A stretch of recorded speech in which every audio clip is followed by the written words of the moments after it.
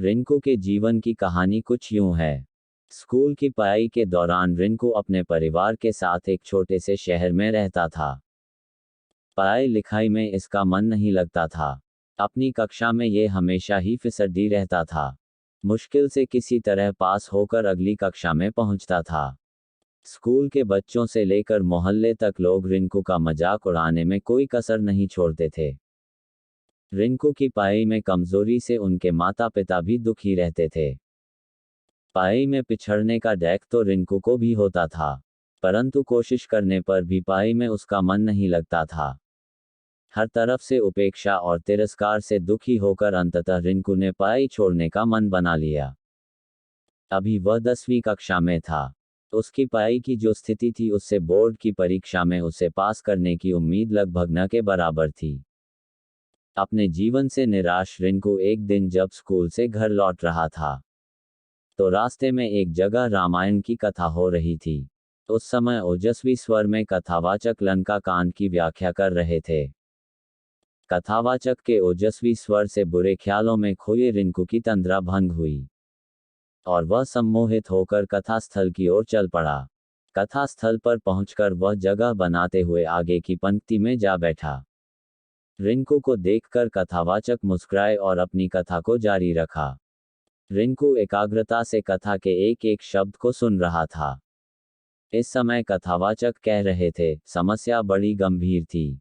सागर तट पर भगवान राम की सेना के सभी योद्धा लक्ष्मण, हनुमान, सुग्रीव, अंगद आदि गंभीर सोच में डूबे थे।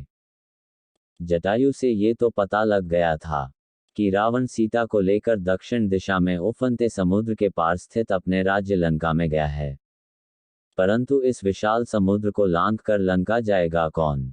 समस्या विकट थी। तभी वहां की शांति सुग्रीव के आवाज से भंग हुई।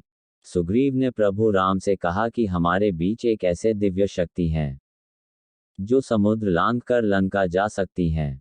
तब भगवान राम की जिज्ञासा को शांत करने के लिए सुग्रीव ने महाबली हनुमान की ओर देखा। सुग्रीव के संकेत से हनुमान जी सकपका गए। हनुमान जी की असमंजसता को भांपते हुए सुग्रीव ने कहा, हे पवन पुत्र, संभवतः आपको अपनी शक्ति का ज्ञान नहीं है। बचपन में आपने सूर्य को एक फल समझते हुए एक छलांग में उसे सैकड़ों कोस दूर जाकर निगल लिया था, तो फिर लंका की दूरी ही क्या है? जरूरत है तो सिर्फ आपको अपने विश्वास को जगाने की। आप जब अपने विश्वास को जगा लेंगे और मन में ठान लेंगे तो शक्ति आप में स्वतः आ जाएगी। सुग्रीव की बात सुनकर एक तरफ जहां हनुमान जी को आश्चर्य हुआ, वहीं उनका विश्वास भी जागा और वे समुद्र लांघने को तैयार हो गए। अगले ही दिन उन्होंने पूर्ण विश्वास के साथ समुद्र लांघते हुए लंका की ओर प्रस्थान किया। रास्ते में मुश्किलें तो बहुत आई, फिर भी वे सभी मुश्किलों को परास्त करते हुए लंका में मां सीता को ढूंढने में सफल हुए। वहां कथावाचक के एक एक शब्द को मंत्रमुग्ध होकर सुन रहे रिंकू का नया जन्म हो चुका था। कुछ समय पहले तक जिस रिंकू की आंखों से निराशा के भाव झलक रहे थे, अब उसकी आंखों में चमक थी। उसके शरीर में उत्साह और स्फूर्ति का संचार होने लगा था। कथा खत्म होने के साथ ही वह तेजी से घर की ओर चल पड़ा। उसे सफलता का मूल मंत्र मिल चुका था। वह मन ही मन सोच रहा था कि जब हनुमान जी ने अपने विश्वास से शक्ति अर्जित कर समुद्र को लांघ लिया था, तो पढ़ाई कौन सी बड़ी बाधा है। उसी दिन से रिंकू ने प्रण कर लिया कि वह ध्यान लगाकर खूब पढ़ेगा और सफलता अवश्य प्राप्त करेगा।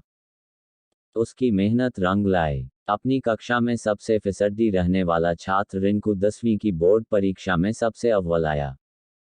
इसके बाद रिंकू ने पीछे मुड़कर नहीं देखा और जिंदगी में हमेशा अव्वल ही आता रहा।